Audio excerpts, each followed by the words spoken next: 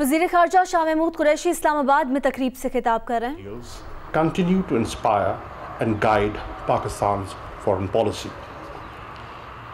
The UN Day reminds us of our collective responsibility to abide by the purposes and principles of the UN Charter and lends an opportunity to renew our commitment to noble ideals enshrined in it. Distinguished guests, we've gathered here at a time when the foundational pillars of United Nations are under stress. While unilateralist, populist and xenophobic tendencies are rising, Pakistan remains committed to the promotion of multilateralism.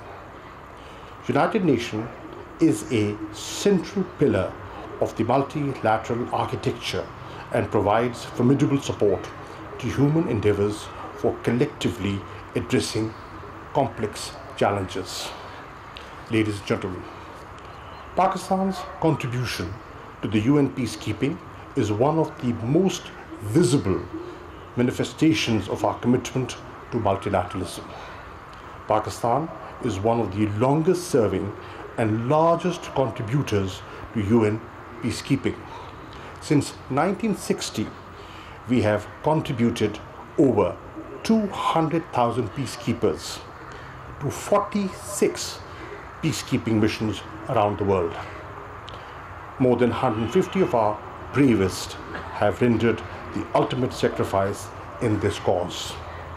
Pakistan also continues to co-host one of the oldest missions, peacekeeping missions, the United Nations Military Observer Group in India and Pakistan, UNMOGIP. Pakistan also continues to host 3 million registered and unregistered Afghan refugees, which remains one of the most protracted refugees crises in the world. Distinguished guests, development of friendly relations among nations based on respect for the principle of equal rights and self-determination of peoples is enshrined in the UN Charter. It is deplorable that these universal ideals continue to be violated and defied with impunity, nowhere more conspicuously than in the Indian illegally occupied Jammu and Kashmir, where a just struggle of a people to realize their inalienable right to self-determination is being suppressed with brutal use of force.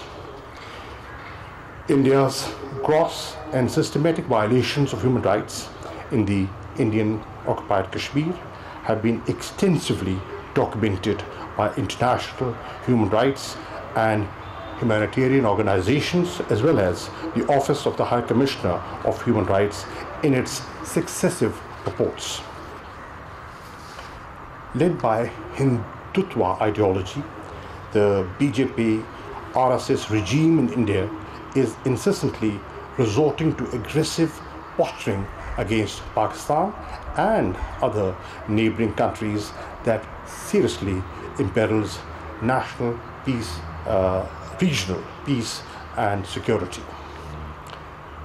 The UN Security Council must exercise its legal and political authority to ensure the full implementation of its resolutions on Kashmir, stipulating a free and fair plebiscite under UN auspices for the exercise of Kashmiris' right to self-determination.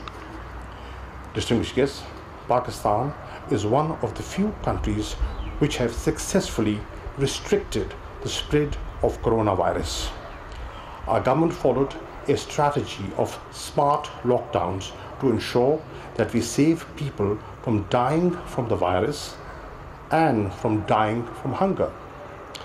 The threat, however, is not over yet, and we continue to actively seek following of necessary SOPs. In the same vein, Pakistan was also able to combat the threat of desert locust, the worst of its kind in more than 25 years. I wish to commend the role of the World Health Organization, the United Nations Food and Agriculture Organization, FAO, and other financial institutions in helping the government to calibrate its response for overcoming these two emergencies simultaneously. This is yet another example of how international solidarity and cooperation can best serve the humanity.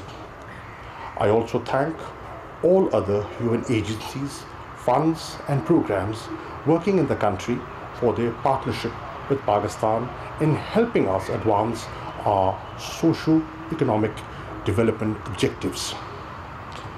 We will continue to work with the UN Secretary General and the remarkable UN country team in Pakistan, ably led and coordinated by Julian Harness, for the attainment of Sustainable Development Goals.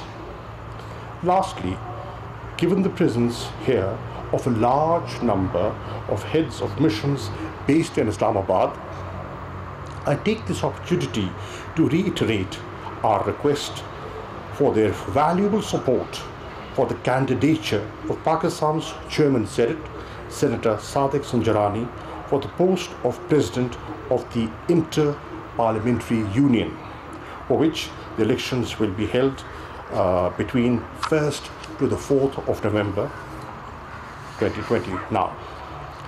I wish to conclude by reiterating Pakistan's firm and abiding commitment to multilateralism, with the United Nations playing a central role.